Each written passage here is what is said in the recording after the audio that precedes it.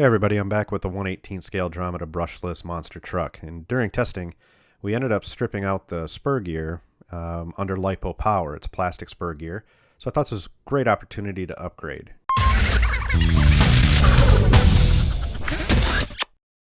Found the shock kit, front and rear shock towers, as well as the aluminum shocks, and then found the drivetrain kit as well. Center drive shaft, axles, spur gear, 45 tooth, and then dog bones. So all we got to do is start by taking the top part off, which gives you access to the center drive shaft so you can replace it with the aluminum one. Now you could take the rest of the parts off. I didn't at this point, but you could have. So getting the drive shaft off, you're basically just pulling the differential covers up just a little bit. So if this was the only upgrade you wanted to do was to get that spur gear replaced, this is all you'd need to do. Attached to this, you've got the spur gear, some bearings, and then the differential bevel gears as well. So we just need to separate those and put the new pieces onto the aluminum drive shaft. And of course, while you've got everything apart, it makes sense to go ahead and clean it before you reassemble it. And as you can see, it reassembles the same way that it came apart. Real simple. With the center drive shaft assembled, we can go ahead and move on to the suspension components. So we'll start by taking the wheels off. And taking care of that is our MIP nut driver. Love MIP. Great company, great tools. Check them out online. I think you'll like them. With all the wheels off, we can go ahead and take apart the linkage, remove the dog bones, and then go ahead and remove the suspension. With all that removed, we can have clear access to the differential covers. So of course we can go ahead and take that plastic shock tower off. We can replace it with the aluminum, but as you'll notice, the body mounts aren't exactly in the same position, and that does create problems with the body that comes with the truck.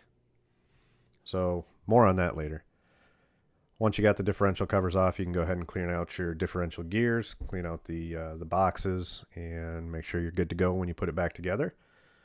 So all we got to do is just pop the axles out, and they slide out. A couple bearings in there. Sometimes the bearings come out with the axles. And again, take this chance to go ahead and clean those bearings and get all the dirt and debris out of there so that they're moving freely when you put everything back together. If they do come out, just simply slide them back right onto the aluminum axle and pop it into place.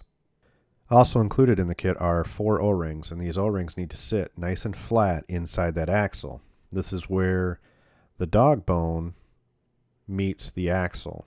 So it also helps to keep that dog bone secure when that suspension travels up and down. It kind of reduces the play with the dog bone. With those rear axles in place, now we can go ahead and work on that shock tower. And the shock tower is put together with 4 screws, and that's what connects it to the differential housing. So it's just a matter of taking those off and replacing it with the aluminum tower. Once you got that done, you can put the drive shaft in place and then put the cover on, put your dog bones in, and connect your linkage along with your suspension.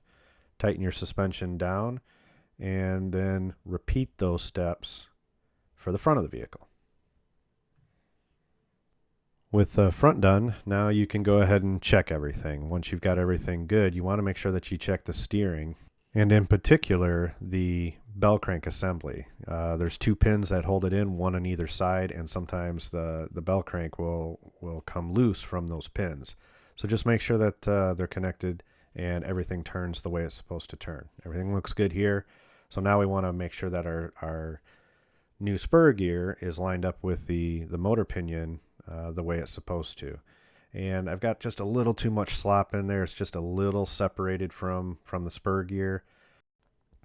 So there's 2 screws that hold that together, and all we got to do is loosen the plate screw and then the set screw, and that'll allow us to adjust the motor. We can slide it into position and check the clearance between the pinion and the spur gear, which will allow us to set it the right way. Once we've got it set the way we want it, all we got to do is tighten that down, and then we're ready to go ahead and put the spur gear and pinion gear cover in place, which also has the screws for the differential housing.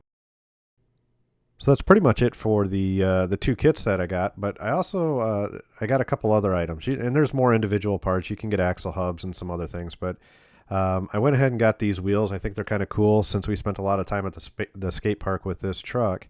I thought these wheels would be perfect for heading back there, and I think I'll get some video of that as well. So let's get these mounted, and we'll do one last upgrade.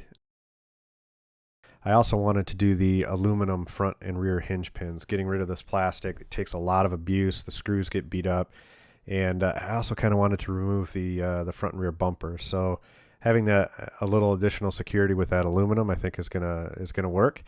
Could cause a problem with the suspension, especially at the skate park, but I'm gonna give it a shot and take some video of that in the meantime. So just a couple screws, take that off, and you slide the old one out. It mounts up to the pins for the lower control arms, and you screw it back in place. And I think that additional rigidity is going to be good. I could have also got the hubs for the wheels, but at this point I'm just gonna keep the plastic ones on there for now.